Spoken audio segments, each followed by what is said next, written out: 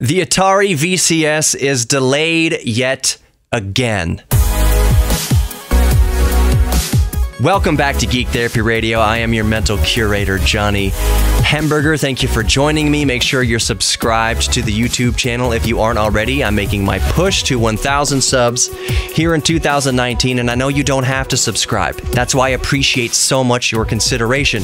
You don't even have to click the bell icon when you're subscribing on YouTube. Just visit Geek Therapy Radio when you see that, when you notice that a new video goes up that you might be interested in. Just stop by every now and then if you haven't seen a new video, if it hasn't shown up on your feed or whatever. Because I know it's a small channel, it's about 1,000 subscribers. It's not going to get all the push from YouTube that the big boys get and the big girls get. So, if you consider subscribing to Geek Therapy Radio on YouTube, I very much appreciate it. So let's get back to the Atari VCS and their new update, which includes another postponing of their quote-unquote delivery window. Now they think that the Atari VCS might launch, quote-unquote, at the end of 2019. And you know what? I've covered on Geek Therapy Radio the Atari VCS a couple times over the past year or so. I think it was announced maybe 2 years ago.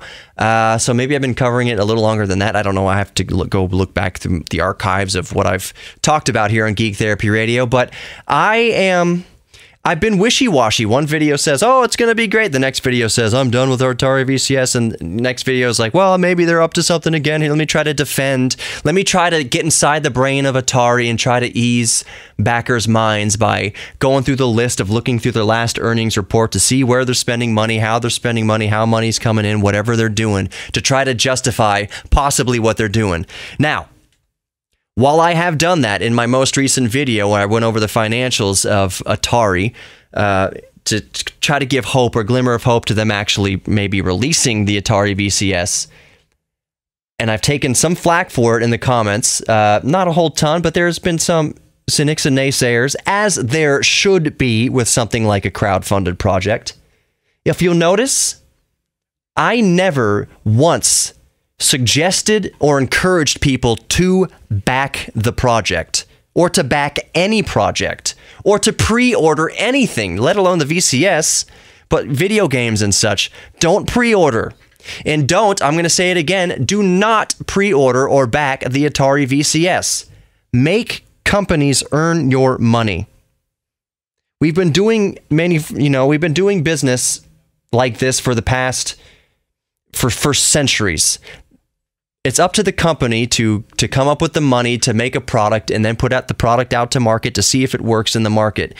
What crowdfunding does, and especially in the case of Atari VCS, is it puts these backers on the hook for $300, $400, whatever you've invested into the Atari VCS, that it looks now, every time Atari opens their mouth, it looks worse and worse for the VCS. I'm looking right into the camera now, make no mistake. I am not saying that the Atari VCS will never come out. I'm not saying that. What I'm saying is that it looks less and less likely with each passing month that it will come out. I don't know. I still maintain this stance that while it looks dire for the Atari VCS for many reasons, that if the Atari VCS does launch and it is good, I will spend my own money on it. But every step of the way, it continues to look worse. So basically, in the latest Atari VCS announcement, Atari says that they've postponed the official shipping window of dates, whatever, because, well, time has passed and they're upgrading the architecture, they're upgrading the hardware from their initial announcement in 2017. They're going from a Bristol Ridge processor, AMD processor, to Ryzen. Great. In Vega graphics. Great. That's cool. I'm not doubting that hardware, and I'm not doubting that hardware isn't good, but man, with Atari's track record on this thing, even if they do release it, the word I don't want to say obsolete, but behind, I'll just say behind other consoles, behind others in the industry, Atari has its work cut out for them now. if they're even working. Atari VCS has been steeped in controversy from day one. And yes, in my last video, I tried to get in their head and try to get some semblance of, well, here's what possibly could be happening at Atari because this is where the money's going. I was following the money. And I even said that there's no incentive, and I still maintain this. There's no incentive for Atari to screw people over. I am not saying that the Atari VCS is a scam. There is no incentive for Atari to screw over the consumer and go out of business. Atari is a profitable company. Even without the Atari VCS, they still make money off of game titles like Roller Coaster Tycoon and various other licensing things they have going on. Atari is not going to scam you, get into legal hot water, and go under. They are not going to risk going under when they're making, what is it? They're profitable by like $10 million a year or something. It's nowhere near the hundreds, it's like billions of the big boys, Microsoft and Sony and the like. But they are making money. They're a profitable company. Why would they throw all of that away for $3 million of backing? The answer is they won't. That said, that's not to say, just because I'm saying they're not trying to scam you, which they're not, that's a ridiculous idea. Don't listen to anyone who says Atari is trying to scam you, that they're not. Atari can be very incompetent and lose your money. Sorry to be so cocky about that, but that's absolutely what Atari can do, and that's absolutely what it looks like they are currently on the path of doing. I'm trying to be careful about how I word these things. So no, Atari is not outright scamming you maliciously. They are dropping the ball over and over and over again so that, you know what, they might just throw it in the towel.